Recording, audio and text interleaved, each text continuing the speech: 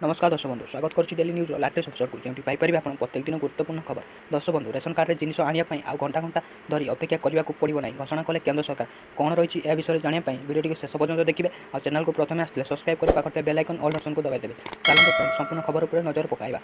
जदि आपंकर एक रेशन कार्ड अच्छी और आपंकर प्रति मास सरकार द्वारा परिचालित रेशन योजनार लाभ उठाउछन्ति तेबे यह खबर आपंक गुरुत्वपूर्ण। यह नूतन व्यवस्थार सरकार कार्यकारी करने को जाउछन्ति।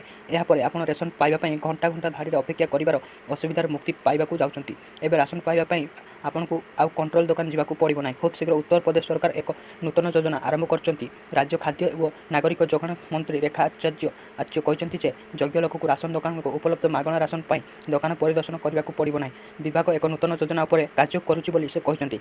खूब शीघ्र यह पायलट प्रोजेक्ट भाव किसी जिले में आरंभ हो। कैबिनेट मंत्री रेखा आचार्य कहते जेपरी जेकोसी व्यक्ति आवश्यक समय एटीएम रू टंका प्रत्याहार करती से योग्य व्यक्ति मैंने वर्तमान खाद्य शस्य नहीं पारे। और खाद्य मंत्री कहते विश्व खाद्य योजना अधीन सारा राज्य में खाद्य शस्य एटीएम आरंभ करने को जाऊँगी परिप्रेक्षी अनुमोदन ग्रहण करें। आपको कहूँ जे बर्तमान ओडिशा और हरियाणा राज्य में फूड ग्रीन बा एटीएम योजना प्रযোज्य किंतु बर्तमान यह योजना कार्यकारी कर उत्तर प्रदेश तृतीय राज्य हो। यह मेसीन एक एटीएम मेसीन पर ठीक काम कर एटीएम पर स्क्रीन हम। राशन कार्डधारी मैंने एटीएम मेसीन पर गहम चाउल और डाली ने समर्थ हे। ये आप छोटी अपडेट। जब वीडियो भल लगे निश्चय लाइक कर चैनल को सब्सक्राइब करें। वीडियो शेष पर्यटन देखिए धन्यवाद।